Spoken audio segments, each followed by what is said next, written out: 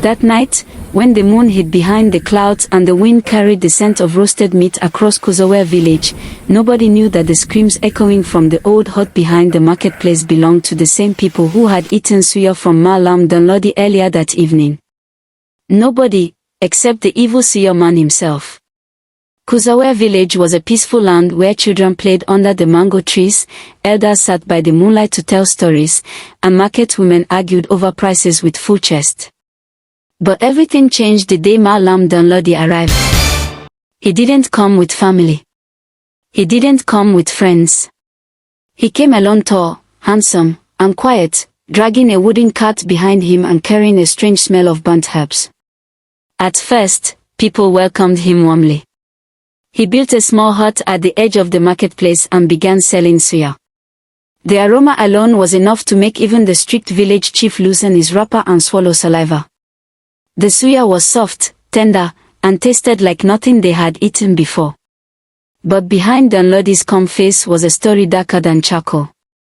Long ago, before he came to Kusawere, Danladi lived in a faraway town. He was a poor apprentice under a wicked suya master who constantly beat him, starved him, and never paid him a kobo. One night, after another round of insults, Danladi fought back. The fight ended badly. The master slipped, hit his head on a stone, and died instantly. Danladi panicked. Out of fear of being arrested, he dragged the body into the bush. That night, as hunger tortured his belly, his eyes fell on the dead flesh. He roasted a small piece. He tasted it. And something inside him changed. By dawn, he craved more. By the next week, he had eaten all that remained of his master. And by the next month, Danladi was no longer fully human. The dark spirit of cannibal hunger followed him everywhere. Running from his past, he relocated to Kusawere village, hoping to start afresh, but evil never truly sleeps. Before long, whispers began to grow around him. Children said they saw him talking to shadows at night. Women said they heard strange cries inside his hut. But nobody dared to question him. Not when his suya tasted like heaven itself. Not when it made everyone crave more. Only one thing was certain. Anyone who ate his suya disappeared within days, and no one had noticed yet.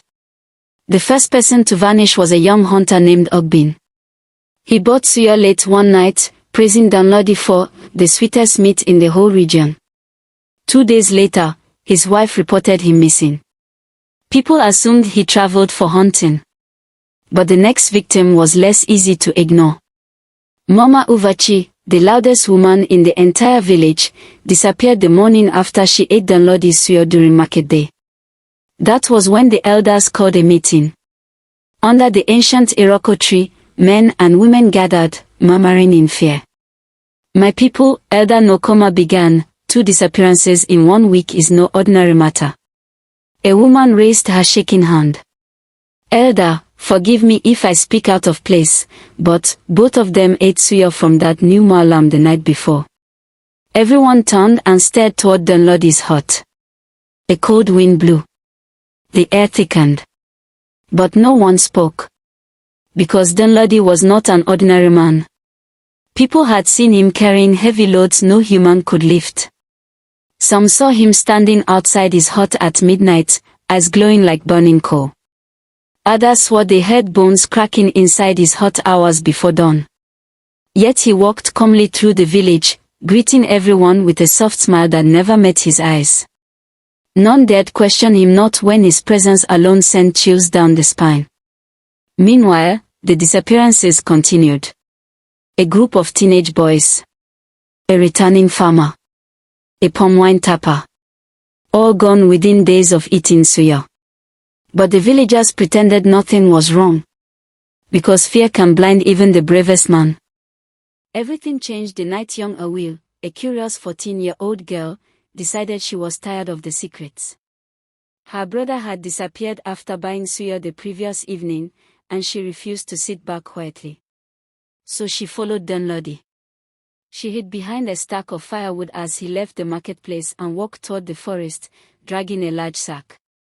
The sack dripped something thick and dark, leaving a trail on the ground. Awil's heart pounded like a talking drum, but she kept following. Danladi reached an abandoned hut deep inside the forest, a place villagers avoided because of rumors of spirits. He pushed open the door. Awil crept to the window and peeped. What she saw inside nearly made her scream. Bodies. Limbs. Skulls arranged like trophies.